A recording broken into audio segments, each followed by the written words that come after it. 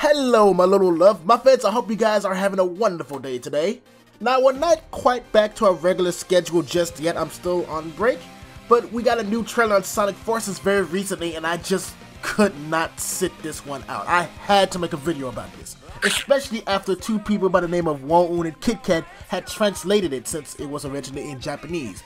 And that's basically what we're going to be doing today. We're going to talk about the trailer and some of the things that I got out of it. Now, before we get started, I'm going to preface that a lot of what I have to say regarding this trailer has something to do with a theory that I had discovered while analyzing Infinite's theme song. So, just to make sure we're all on the same page, I'm just going to go ahead and quickly go over this theory. See, my theory is that before Infinite became what we know him as, he was actually just a regular person, rat guy. I still don't know what he's supposed to be. Anyway, I feel that something tragic has happened to Infinite, as in he had lost someone he loves or something he cares about deeply, and that left him with nothing but pain and sorrow to comfort him. And while wallowing in that grief, he somehow ran into Eggman, and that's when he and Eggman had struck some sort of deal.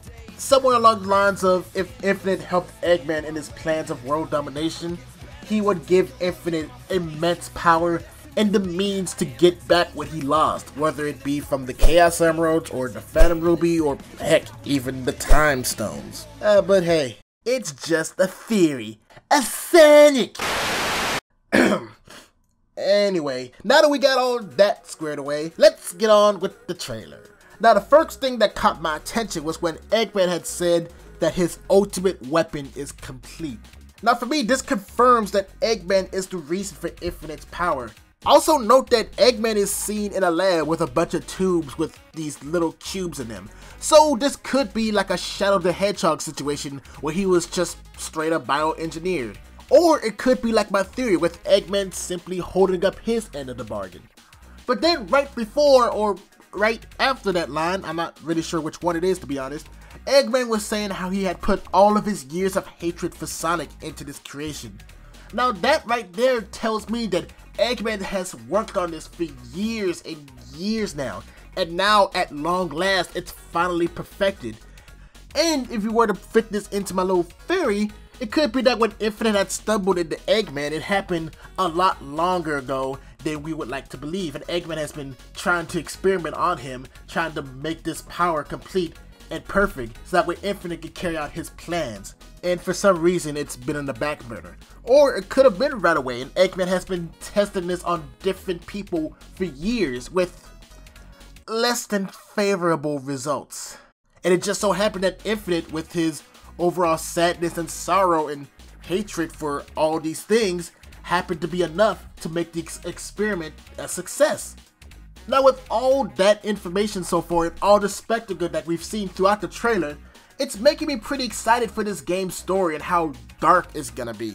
And I mean, it's not like dark storylines in Sonic games are exactly new, they've been doing that for years. But more often than not, they either come off as trying too hard like Shadow the Hedgehog, or not trying hard enough like Sonic 06.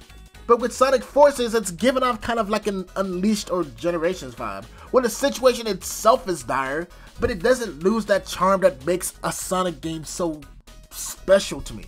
I mean, in this game, Eggman literally wants to destroy the world now, and don't worry, I'll get back to that. But despite all that, Sonic and company are still fighting him with like the power of friendship and fist bumps. Like, it's still a little lighthearted, but the situation is still very dire. Like, I'm not really sure how to explain it. It feels right, you know? Oh, and speaking of fist bumps, turns out Knuckles is leading the resistance, not Sonic, which I want to say was revealed last week, but I'm not too sure to be honest. I think it might have been a week or two ago, it's somewhere around that time frame. But anyway, it's pretty awesome to see Knuckles taking this leadership role, and honestly, seeing him do anything that doesn't revolve around him being an idiot is pretty refreshing. I mean, it's not as awesome as seeing my boys, the Chaotix, at the secret base doing the secret base things. And of course, Silver giving encouragement to everybody, telling them not to lose hope and to never surrender and to keep fighting.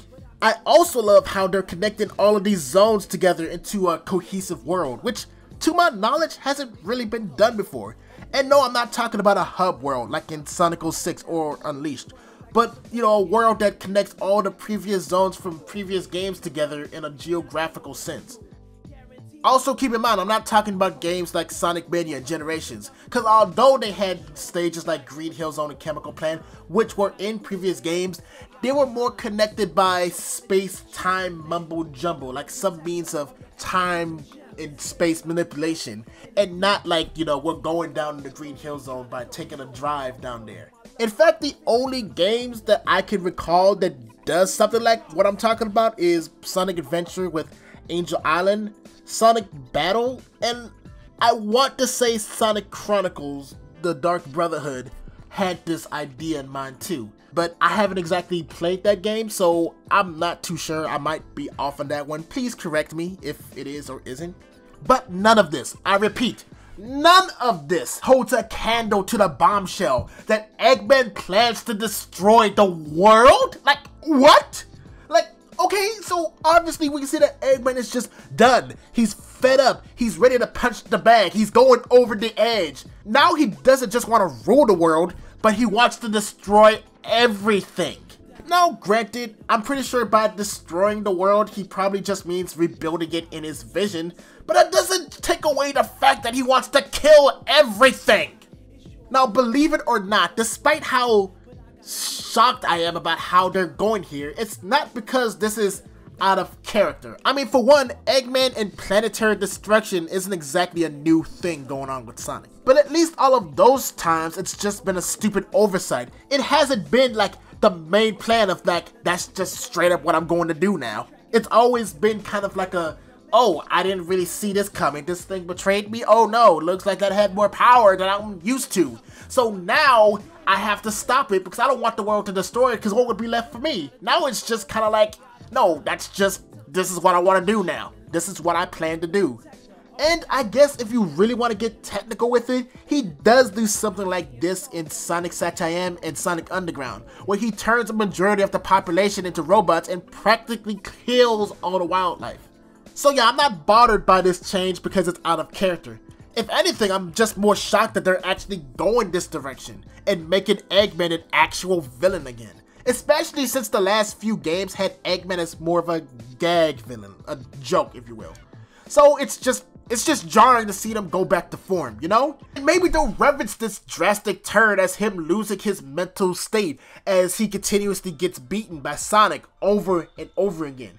And I mean, that's not something new because they mentioned it in Generations when past Eggman was like, wow, do I really go that crazy? Or something along those lines. Like his hatred was building up with each defeat, to the point where now he's building an ultimate weapon with the intent of taking Sonic down. And just, oh my goodness, it's just, I can't even. This is a cliche thing to say, but I can't even. I mean, all that's left for me to say is that I can't wait to see what they're going to do. Not just with Eggman, but with the story as a whole. I mean, yeah, there are other things I'm looking forward to with Sonic Forces, like the custom character, the music, and the actual gameplay. But nothing has given me so much intrigue like the story. I mean, I've always loved the story in Sonic games, despite how special they might be. It's honestly what draws me to Sonic the most, and it excites me to see the potential that Forces has with its story, and hopefully they will deliver. But anyway, thank you guys so very much for watching the video. I will be coming back around this time next week, and from there we will continue our regular schedule. I plan to go about one video a week for right now. Just to give you guys something to look forward to, the next video that I have planned out is a line-by-line analysis of Infinite's theme song, because there are a lot of things that I could draw from that. And I even do a little bit of a vocal cover of that theme song, so, you know, you have that to look forward to. So, if you enjoyed yourself, please show your love by leaving a like and subscribe to become a Love Muffin today. But until then, I'm the Loveless Gamer, and I believe that every game deserves a little love. See you guys